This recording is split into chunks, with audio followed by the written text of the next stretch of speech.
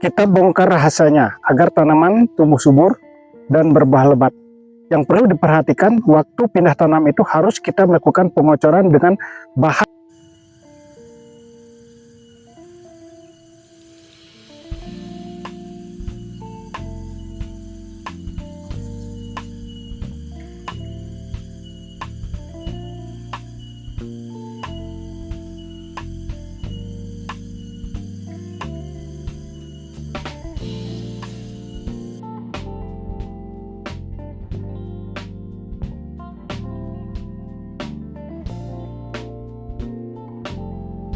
Halo kawan-kawan, kembali lagi dengan Ardana PT.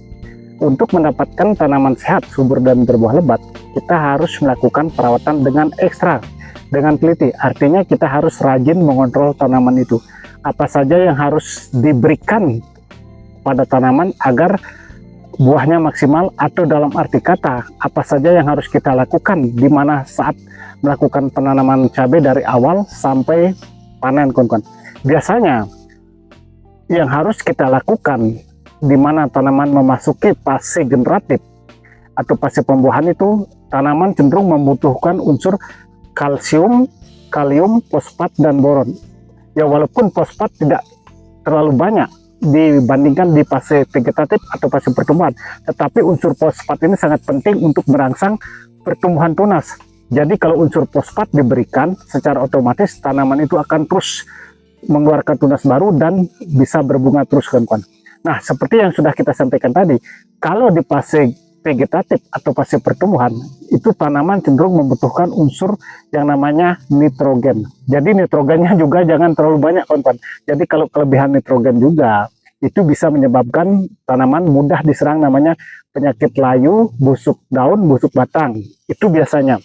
Makanya sering terjadi di para petani pemula, begitu pindah tanam langsung dipacu, dikocor dengan NPK ataupun dikocor dengan urea, itu bisa mengakibatkan tanaman sangat mudah diserang namanya penyakit layu ataupun busuk batang.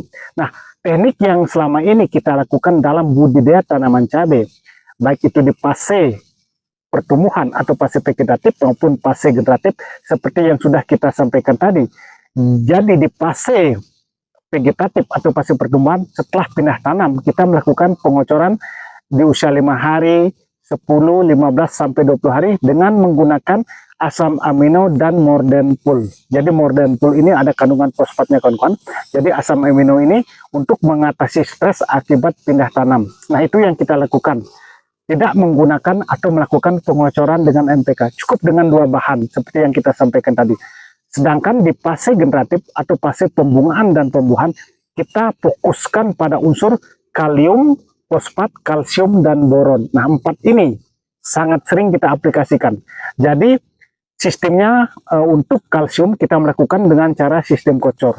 Sedangkan kalium bisa menggunakan merek dagang seperti Kalinet, itu ada kandungan boronnya, kita melakukan dengan cara sistem spray, kawan-kawan.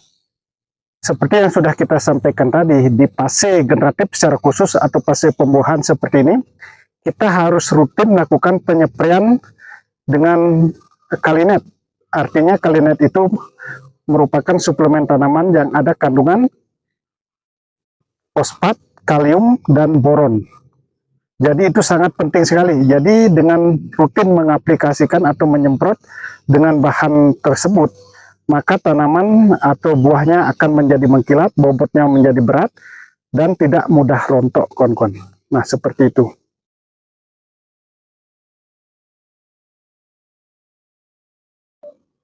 Nah, di sini lebar selokan ini kurang lebih 80 cm, sedangkan lebar bedengan ini kurang lebih 90, hampir 1 meter, kawan-kawan. Dan ini merupakan lahan bekas. Jadi lahan bekas cabai dulunya, yaitu cabai hijau atau cabai merah besar. Kita hanya bongkar mulsa, bersihkan lahan, tapi tidak merubah bedengan. Ini karena banyak sekali pertanyaan, kawan-kawan, di antara kawan kita, makanya kita jawab lagi sekali lagi. Nah, yang kita berikan di sini hanya kapur dolomit, vertipos, dan pupuk kandang. Kita menggunakan pupuk kandang kotoran ayam. Nah, 3 bahan itu kita tebar di atas bedengan. Setelah itu kita cangkul lagi bedengannya kecil-kecil biar 3 bahan tersebut tercampur merata di atas bedengan. Setelah itu baru melakukan penyiraman dengan E4.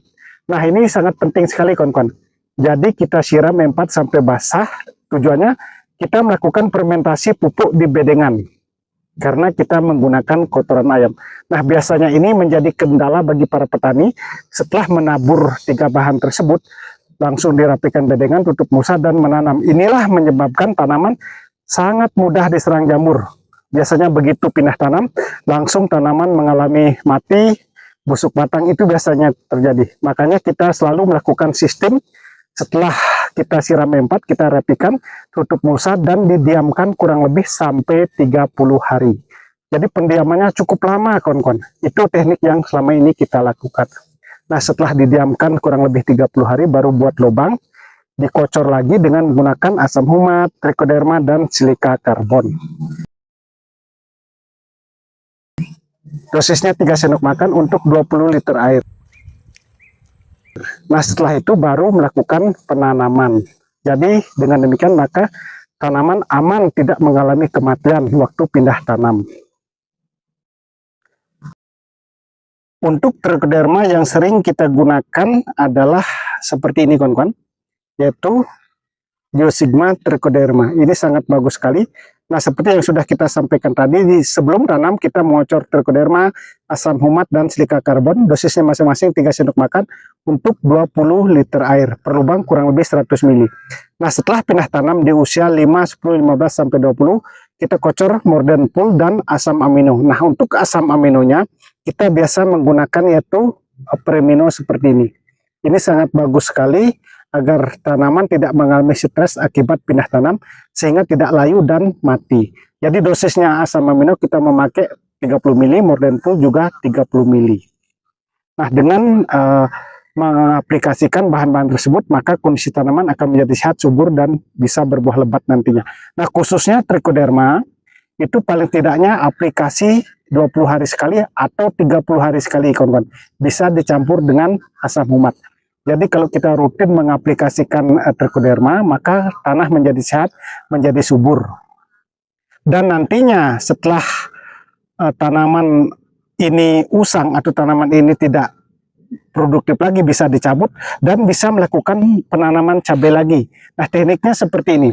Ini kita cabut, kalau nantinya sudah tidak dirawat lagi atau tidak produktif, kita bisa menanam cabai di pupuk sini, pupuk susulan di sini kawan-kawan.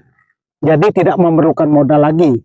Jadi tidak membuat bedengan, tidak ganti mulsa, tidak menambah pupuk lagi. Itu tekniknya. Itu keuntungan kalau kita sering mengaplikasikan trichoderma dan asam humat. Jadi tanahnya tetap subur kawan-kawan.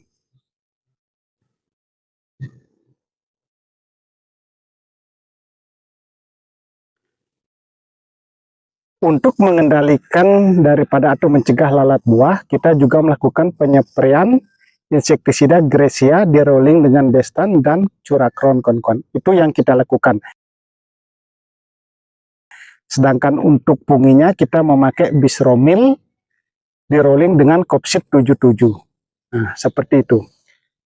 Jadi dengan rutin melakukan penyempraian dengan bahan-bahan tersebut, khususnya di fase pembuahan seperti ini, Kalinet atau yang suplemen tanaman yang mengandung unsur fosfat, kalium, dan boron itu interval paling tidaknya 7 hari sekali kita harus spray, atau bisa dilakukan 4-5 hari sekali. Sedangkan kalsiumnya itu interval 7 hari sekali, itu harus kita aplikasikan dengan kocor kawan-kawan. Tujuannya agar batang menjadi kokoh. Jadi kalau tanaman sehat, otomatis tumbuhnya akan subur dan berbuah lebat seperti ini. Nah, terima kasih kawan-kawan yang sudah menyimak video ini. Semoga apa yang kita sampaikan bisa bermanfaat, dan semoga kedepannya kita menjadi sukses sama-sama.